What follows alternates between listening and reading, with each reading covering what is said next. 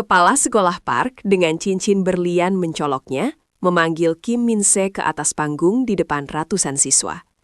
Ia menuduhku mencurangi ujian hanya demi menutupi kebocoran soal yang diorganisir olehnya sendiri.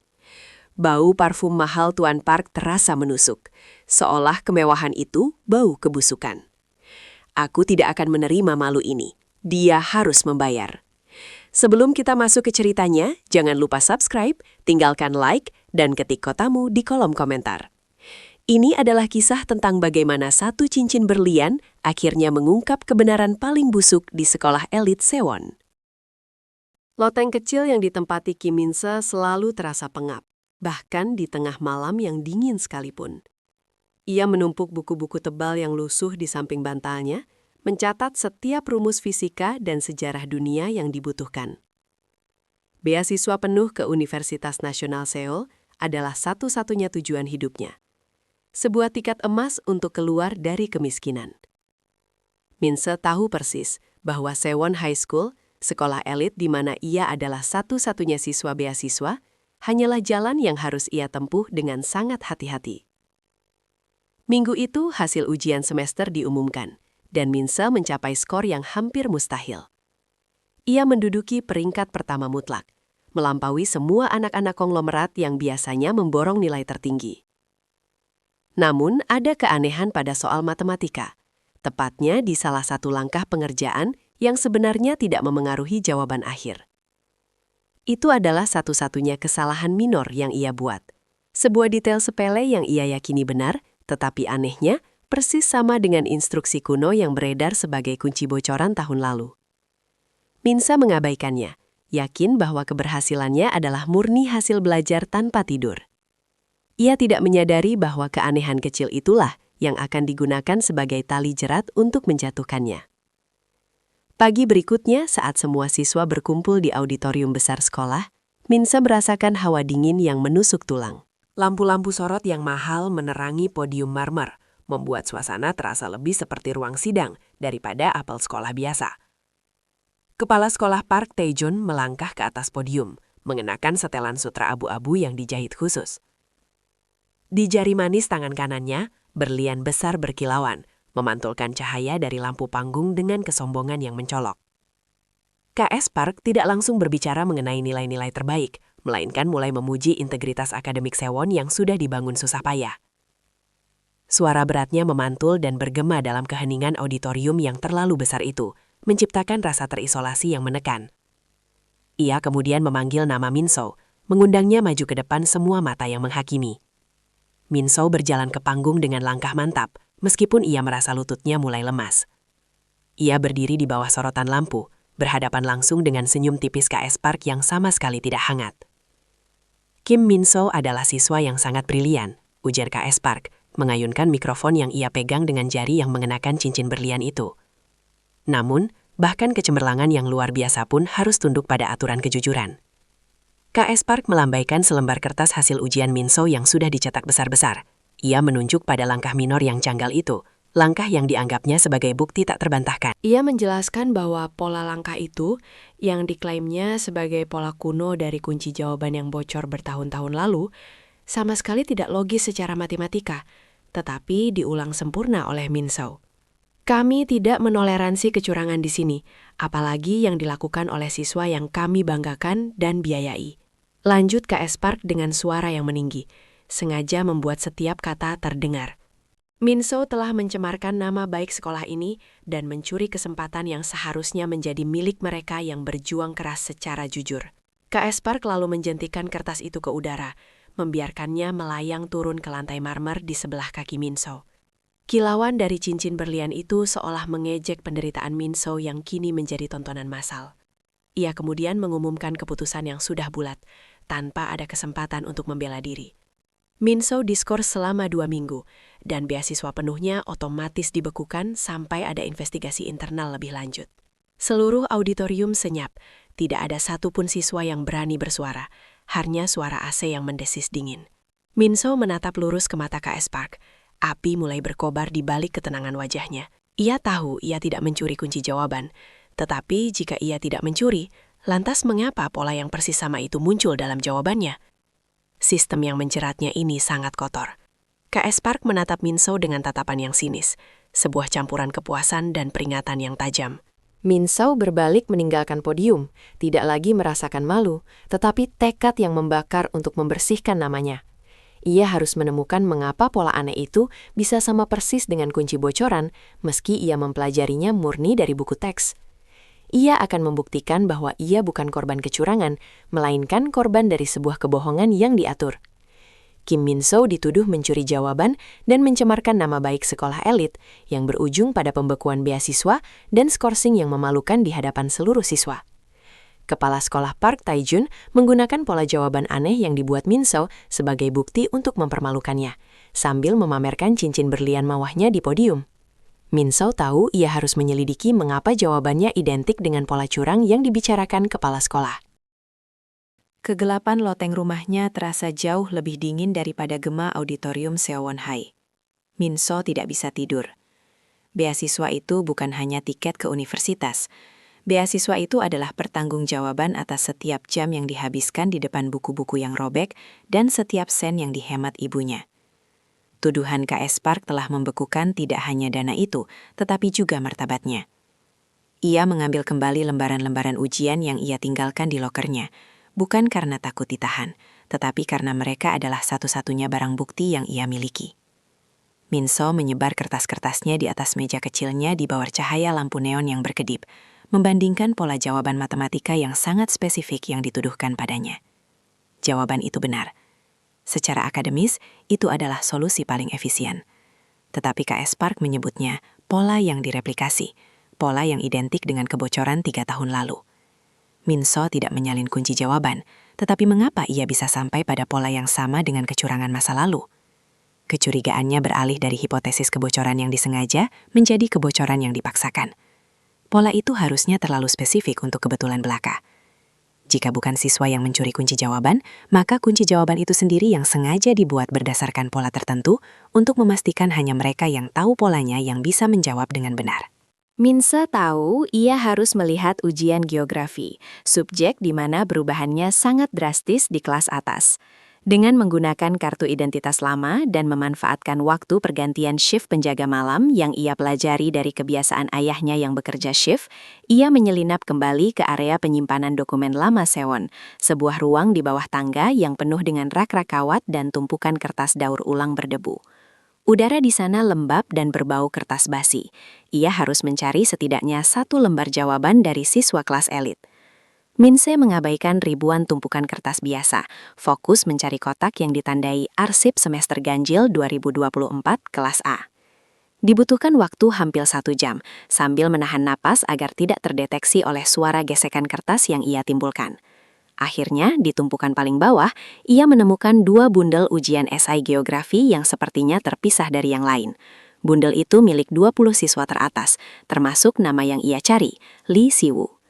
Ia membandingkan lembar jawaban Si-woo dengan miliknya. Secara kasat mata, kertasnya identik. Namun Min-soo yang telah menghabiskan separuh hidupnya memegang pensil dan kertas untuk belajar, merasakan perbedaan tekstur yang sangat kecil. Kertas Si-woo terasa sedikit lebih tebal dan lebih halus. Menggunakan senter ponselnya dan fungsi kamera makro untuk memperbesar, ia mengarahkan cahaya ke sudut kiri bawah kertas.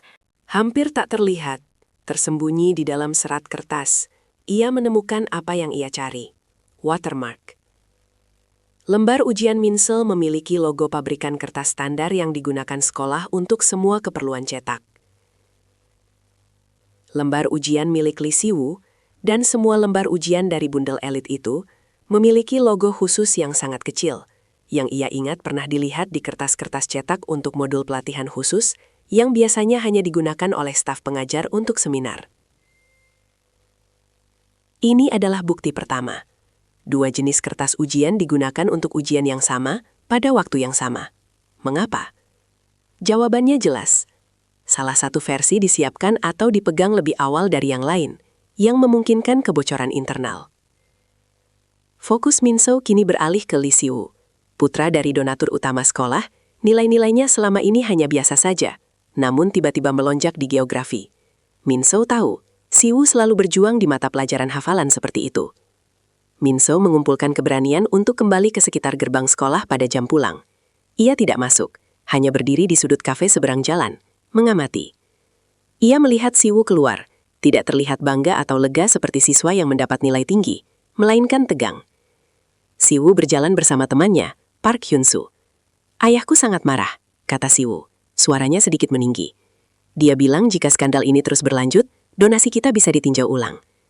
"Tapi bukankah kamu bilang administrasi sudah membereskan semuanya?" "Mengorbankan si Kim Min-se itu?" balas Hyun-soo. Siwoo mendengus. "Ya, begitulah rencananya. Tapi ada terlalu banyak mata yang melihat. Dan pola jawaban itu terlalu rapi. Aku hampir tidak bisa tidur memikirkan jika ada orang lain yang memperhatikan pola yang sama dengan Min-se. Kita hampir ketahuan." Min-se menekan ponselnya untuk merekam, memastikan Siwoo secara implisit mengakui adanya pola kecurangan yang ditutupi oleh administrasi. Perburuan Min-se telah membawa buah, tetapi itu belum cukup. Ia membutuhkan bukti fisik yang menghubungkan kebocoran dengan kepala sekolah Park secara langsung, bukan hanya administrasi yang tidak bernama. Ia kembali ke dasar tuduhan terhadap dirinya, kesalahan minor yang sangat aneh. Dalam ujian matematika, ia menulis langkah perhitungan yang terlalu rinci untuk masalah yang seharusnya diselesaikan dengan cepat. Min-se hanya melakukan langkah itu karena secara insting ia merasa harus menjelaskan setiap langkah komputasinya. KS Park menuduhnya meniru langkah rinci yang ada di kunci jawaban yang bocor. Jika itu adalah pola curang, maka sumbernya haruslah yang menciptakan soal itu. Min-se tahu bahwa staf pengajar wajib meninggalkan salinan bahan ajar dan manual lama di perpustakaan sekolah untuk tujuan arsip, meskipun disimpan di bagian terlarang yang hanya dapat diakses guru. Karena skorsingnya, ia tidak bisa masuk melalui pintu depan. Ia kembali lagi ke Sewon malam berikutnya. Kali ini ke bagian belakang perpustakaan, di mana sebuah jendela kecil selalu terbuka sedikit karena masalah ventilasi yang tak pernah diperbaiki. Menyelinap masuk adalah hal yang mudah, tetapi bergerak di dalam perpustakaan yang sunyi adalah ujian saraf. Setiap langkah kecil terasa seperti ledakan. Ia menuju ke bagian arsip pengajar, rak yang terbuat dari kayu gelap di sudut terjauh. Setelah mencari selama 20 menit, ia menemukan apa yang tampak seperti buku usang, buku panduan penilaian geografi 2024. Min-soo membukanya, tangannya gemetar. Ia mencari soal yang ia anggap bermasalah di ujian. Dan di sanalah, di halaman 47 dalam catatan kaki kecil berlabel Menti, tertulis, untuk soal M, 4,4. Solusi cepat yang mengacu pada derivatif C1 harus dianggap sebagai metode utama, dan rincian langkah perantara harus dipertahankan untuk memastikan pemahaman. Langkah-langkah rinci yang dimaksud adalah titik-titik. Min-soo menahan napasnya. Wajahnya memerah karena campuran amarah dan pembenaran yang brutal. Langkah-langkah yang ia tulis, yang dituduh KS Park sebagai bukti ia mencuri kunci jawaban dan meniru pola curang dari 3 tahun lalu, sebenarnya adalah instruksi resmi yang diberikan kepada guru untuk memverifikasi akurasi siswa. Artinya, kunci jawaban yang bocor kepada siswa elit tidak dibuat oleh siswa. Kunci jawaban itu dibuat oleh guru atau administrasi berdasarkan panduan internal ini. Ketika Min-soo secara independen menemukan solusi efisien ini, ia secara tidak sengaja menghasilkan kunci jawaban yang sama persis dengan yang telah dibocorkan oleh sekolah. KS Park tidak menuduhnya mencuri. KS Park menuduhnya mencuri karena ia menghasilkan kebenaran yang sama dengan kebocoran internal mereka dan dia tidak berasal dari keluarga yang berhak memiliki kebenaran itu. Mereka menggunakan Min-soo sebagai kambing hitam yang sempurna, seorang siswa beasiswa yang rentan, yang bukti kecurangannya secara kebetulan adalah cetak biru kecurangan sekolah itu sendiri. Min-soo mengambil foto makro dari catatan kaki itu, dari watermark pada kertas Siwoo, dan dari halaman yang memuat pola jawaban yang sama persis. Napasnya kini berubah dari terengah-engah panik menjadi napas dalam, lambat dan mantap, napas seorang prajurit yang siap berperang. Ia punya bukti bahwa KS Park Tae-jun tidak hanya menutupi kecurangan, tetapi juga secara sistematis memanfaatkan kecurangan internal itu demi uang donasi dan kemudian mengorbankan siswa terbaiknya untuk melindungi sistemnya. Sekarang yang tersisa adalah memilih medan pertempuran. Min-soo tahu bahwa jika ia pergi ke polisi atau dewan sekolah, KS Park akan menggunakan pengaruhnya untuk mengubur bukti itu dalam birokrasi atau bahkan menuduhnya melakukan pemalsuan dan pembobolan. Ia harus menghadapinya secara langsung. Ia harus menunjukkan kepada KS Park bahwa ia tidak takut, dan ia memegang kebenaran yang dapat menghancurkan karir pria itu.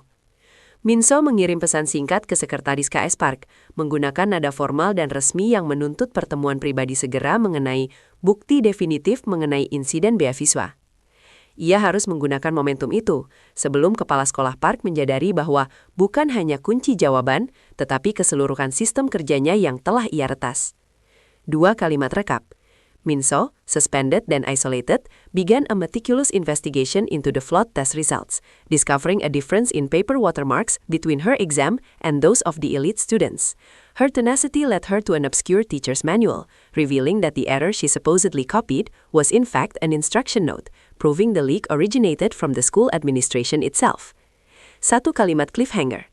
Armed with irrefutable evidence that her correct answers were systematically mistaken for proof of guilt, Minso demanded an immediate private meeting with Kepala Sekolah Park Taijun, determined to face the powerful man in his own luxurious den.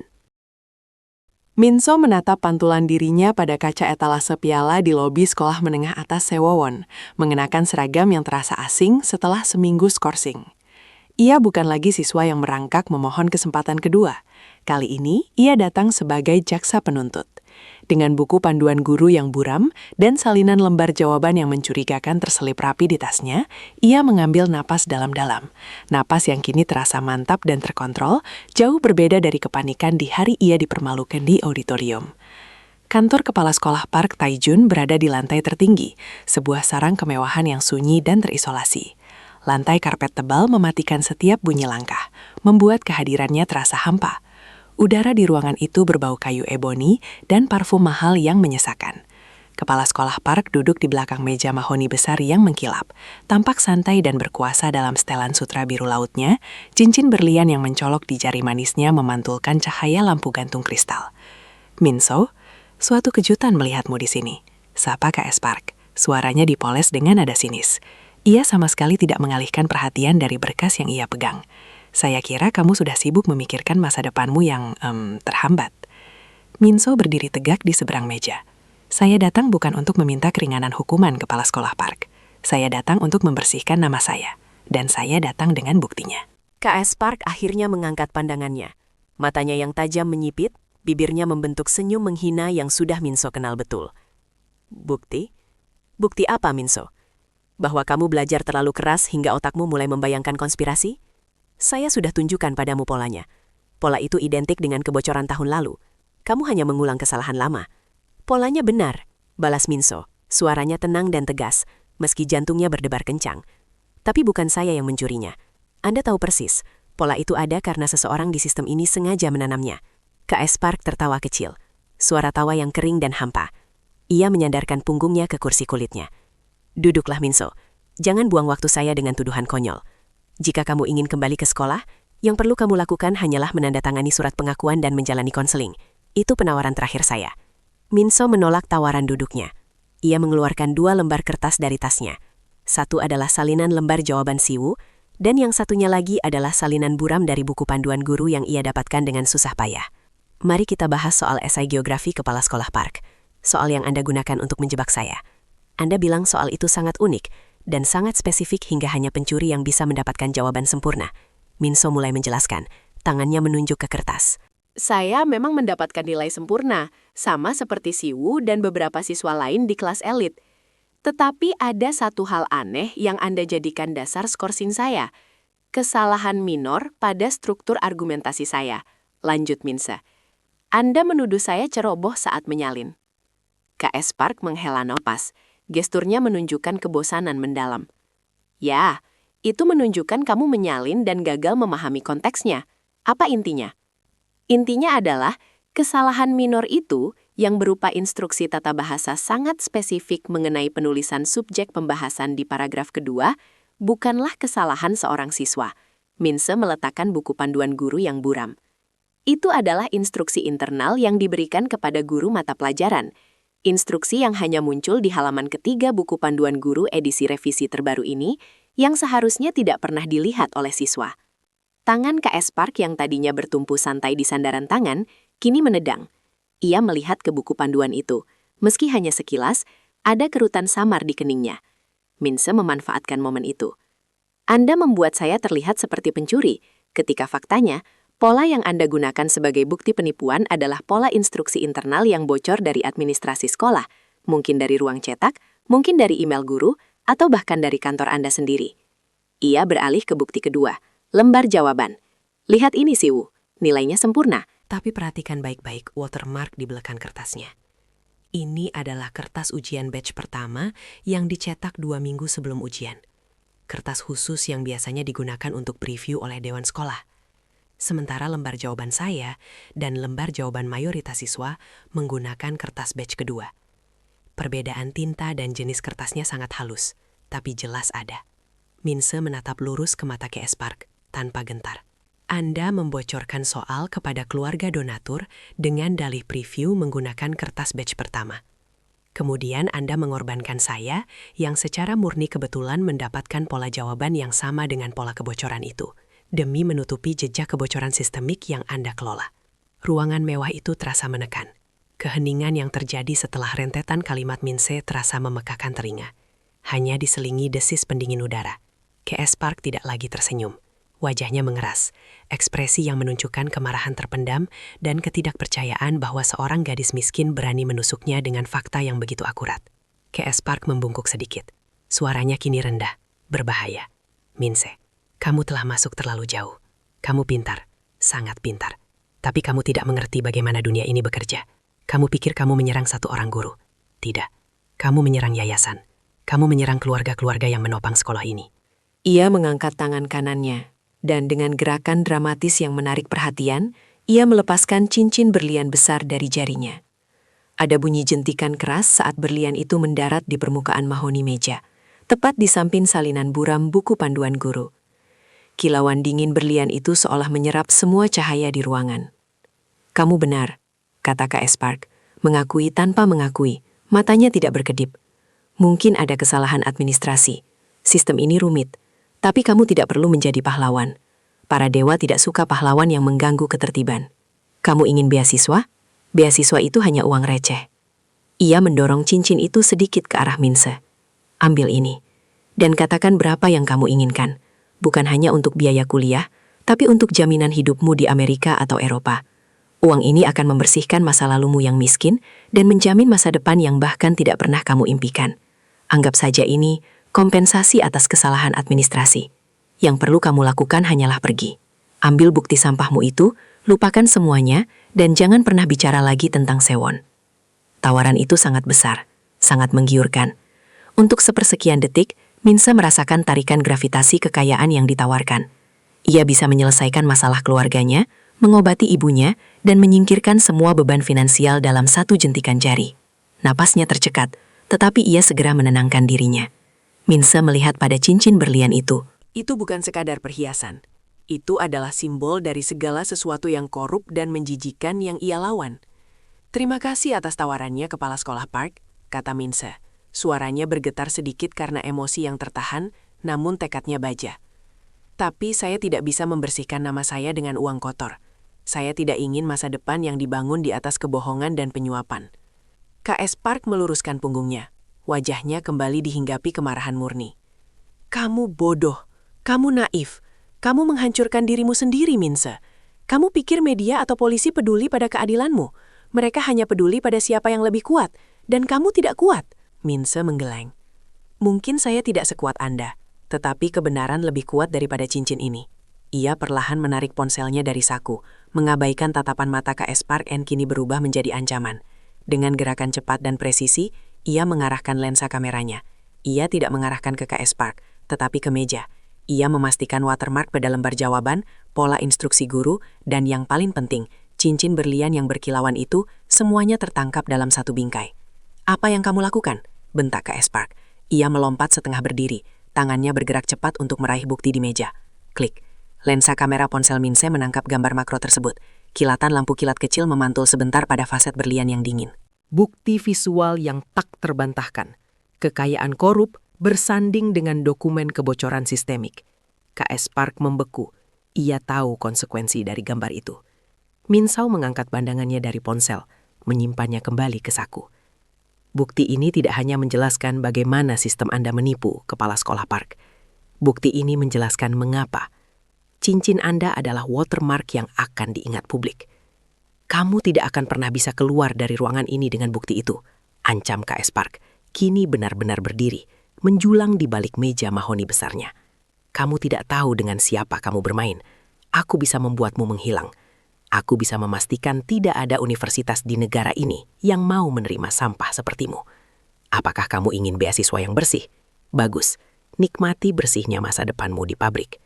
Minso mengambil langkah mundur, tangannya mengerat pada ponsel di sakunya. Mungkin Anda benar, saya tidak tahu dengan siapa saya bermain. Tapi Anda juga tidak tahu seberapa jauh saya akan pergi untuk kebenaran. Ia membalikkan badan, berjalan menuju pintu keluar dari ruang isolasi kemewahan itu.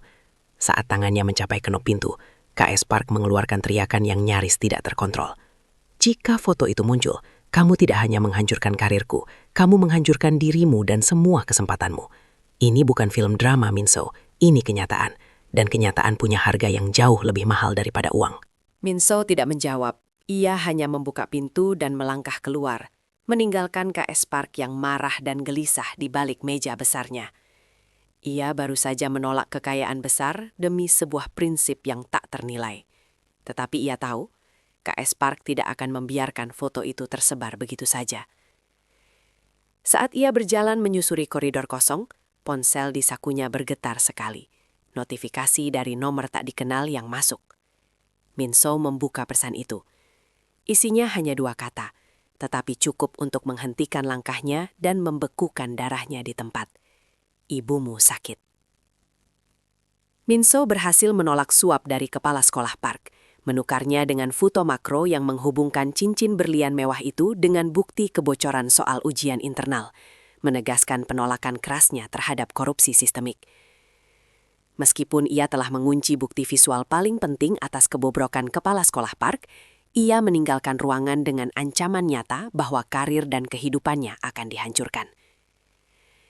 Tepat saat Minso merasa telah berhasil lolos dari jebakan kepala sekolah Park, sebuah pesan singkat anonim masuk ke ponselnya, yang berisi 2 kata sederhana yang berhubungan dengan ibunya, mengirimkan gelombang ketakutan yang dingin.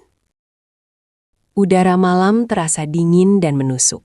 Jauh lebih jujur dibandingkan kehangatan palsu kantor kepala sekolah Park.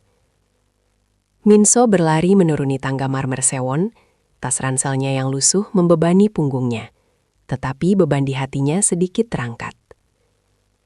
Ia memegang ponselnya erat-erat. Di dalamnya tersimpan foto yang bernilai jutaan won dan seluruh reputasi sekolah. Kilauan berlian itu telah diabadikan, tidak lagi menjadi simbol kekuasaan yang tak tersentuh, melainkan metafora visual bagi korupsi yang mendalam. Setibanya di loteng sempitnya, Minso tidak bisa tidur. Ia harus segera bergerak. KS Park adalah musuh yang licik dan sangat berpengaruh. Jika ia tidak menyebarkan bukti ini sekarang, Park akan punya waktu untuk memutarbalikkan cerita, menuduh Minso memerasnya, atau bahkan membuat bukti itu hilang secara fisik. Ia duduk di meja belajarnya, menyalakan laptop tuanya. Minso membuka file audio hasil rekaman pertemuan, mendengarkan kembali suara berat KS Park yang menawarkan suap, dan suara jentikan cincin berlian itu di atas meja. Setiap kata adalah peluru. Penerima yang tepat adalah segalanya. Ia tidak bisa membawa ini ke polisi lokal yang mungkin sudah di bawah pengaruh donatur sewon. Ia membutuhkan kekuatan yang tidak bisa dibungkam oleh uang.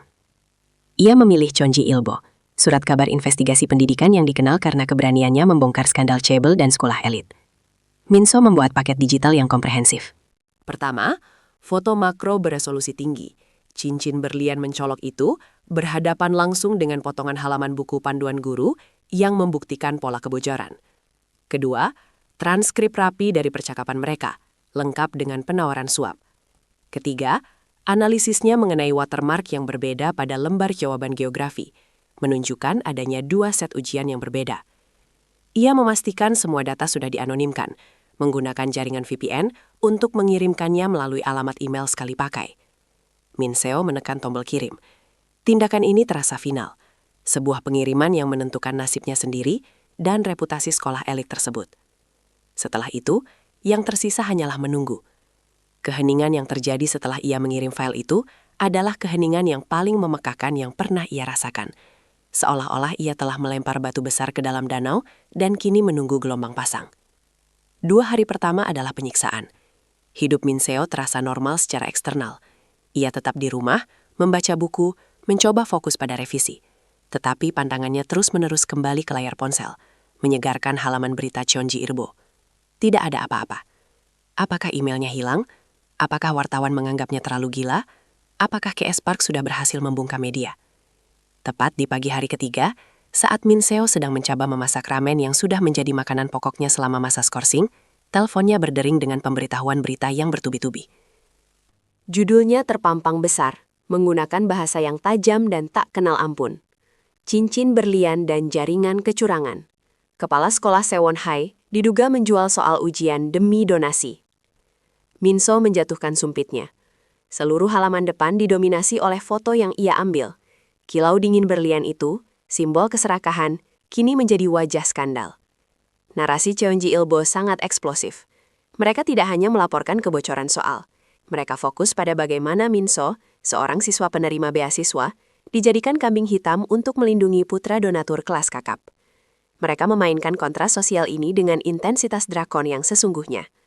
Di seluruh Seoul, berita itu menjadi topik pembicaraan utama. Wajah KS Park, biasanya sombong dan tenang, kini tampil di layar berita dengan judul Tersangka Suap.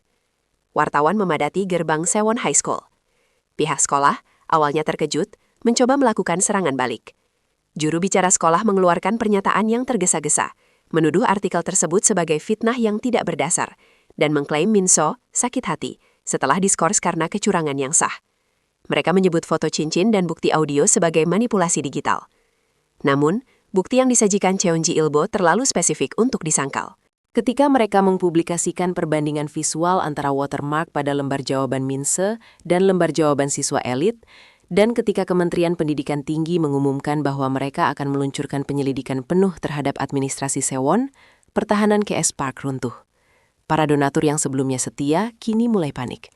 Mereka tidak khawatir tentang keadilan, melainkan tentang reputasi. Orang tua Siwoo yang paling diuntungkan menelpon Dewan Sekolah dengan histeris, menuntut agar KS Park mengatasi kekacauan ini tanpa melibatkan nama keluarga mereka. Mereka ingin skandal itu berhenti di kepala sekolah, bukan merembet ke kecurangan individu siswa. Dalam sebuah rapat darurat Dewan Sekolah yang dilaksanakan secara tertutup, yang rekamannya entah bagaimana juga bocor ke media, tekanan tak tertahankan. KS Park yang biasanya mengendalikan setiap detail dengan ketat, tampak lelah dan gemetar.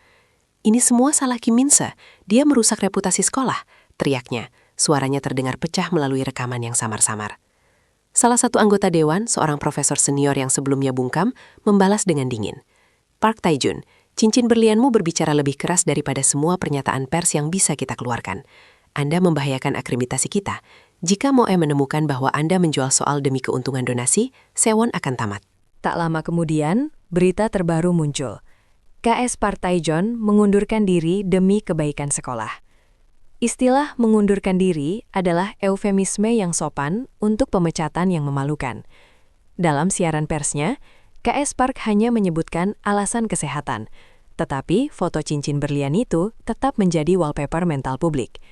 Min Seo tahu, kebenaran telah menang. Ia telah menjatuhkan titan korupsi hanya dengan kertas, ponsel, dan tekad yang kuat. Beberapa hari kemudian, Min Seo menerima surat resmi dari Dewan Sekolah yang baru. Amplopnya tebal, kertasnya mahal, dan kali ini suasananya terasa berbeda. Ia membuka surat itu dengan hati-hati. Di dalamnya terdapat 2 dokumen.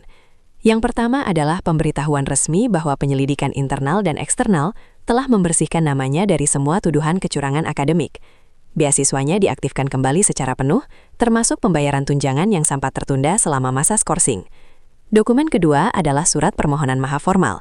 Dewan Sekolah mengakui kesalahan administrasi sistemik yang mengakibatkan kebocoran soal dan mengakui bahwa Min Seo telah diperlakukan secara tidak adil dan dipermalukan di depan umum. Kata-kata itu terasa formal, kaku, tetapi efeknya sangat melegakan. Itu bukan hanya pemulihan nama baik. Itu adalah pengakuan bahwa sistem yang kuat itu bisa salah, dan Min Seo dengan sumber daya minimal telah memperbaikinya. Min Seo duduk di kursi belajarnya, menatap surat-surat itu. Ia tidak merasakan luapan kegembiraan yang liar, melainkan ketenangan yang mendalam, seperti air yang keruh telah mengendap dan menjadi jernih kembali. Ia tidak menginginkan uang suap KS Park, ia menginginkan kertas ini, bukti bahwa keadilan telah ditegakkan. Ia memutuskan untuk mengunjungi Sewon 1 kali lagi untuk mengambil sertifikat beasiswa fisiknya dan beberapa barang pribadi yang tertinggal di lokernya. Ketika ia melangkah masuk ke aula sekolah yang biasanya hiruk-pikuk, suasananya terasa seperti kuburan. Koridor-koridor yang megah tampak sepi. Poster-poster pengumuman yang biasanya menampilkan prestasi KS Park telah dicopot. Minso berjalan melewati kantor kepala sekolah yang dulu begitu mewah. Pintunya tertutup dan di tempat plakat nama KS Park Taijun terpampang, kini hanya ada bekas pudar persegi panjang. Cincin berlian itu telah hilang dan dengan itu auranya yang menindas. Saat ia berjalan keluar gerbang sekolah, ia melihat sekelompok kecil siswa berbisik-bisik, menatapnya dengan campuran kekaguman dan rasa ingin tahu. Dulu mereka hanya melihatnya sebagai si miskin yang ambisius, kini mereka melihatnya sebagai seseorang yang berani melawan dan menang. Minso mengambil nafas dalam-dalam. Udara di luar gerbang Sewon terasa lebih bersih, tidak terbebani oleh gema-gema tuduhan di auditorium atau aroma kesombongan yang mahal. Ia memegang amplop berisi beasiswanya, yang kini terasa bersih dan jujur. Ia bukan lagi Minso si korban. Ia adalah Minse si pejuang. Di depannya terbentang jalan menuju Universitas Nasional Seoul. Gerbang menuju masa depan yang ia rebut kembali dengan keberaniannya sendiri. Ia membalikkan badan, meninggalkan gerbang Sewon yang terbuat dari besi tempa. Tidak pernah menoleh ke belakang. Pertarungan dimenangkan, tetapi hidupnya baru saja dimulai. Dan kali ini, ia akan membangunnya di atas kebenaran yang tak tergoyahkan. Kim Min-se akhirnya mengirimkan paket bukti anonim yang eksplosif, termasuk foto cincin berlian, kepada media investigasi, memicu skandal nasional yang memaksa penyelidikan eksternal ke Sewon High School. Kebenaran yang tak terbantahkan mengenai kebocoran soal demi kepentingan donatur terkuak, dan kepala sekolah Park Taijun dipaksa mengundurkan diri dalam kehinaan. Meskipun keadilan sudah ditegakkan, Min-se kini harus menghadapi tantangan baru, membangun kembali hubungan yang rusak, dan menghadapi tatapan dari dunia akademik yang tahu persis bagaimana ia memenangkan pertempuran ini.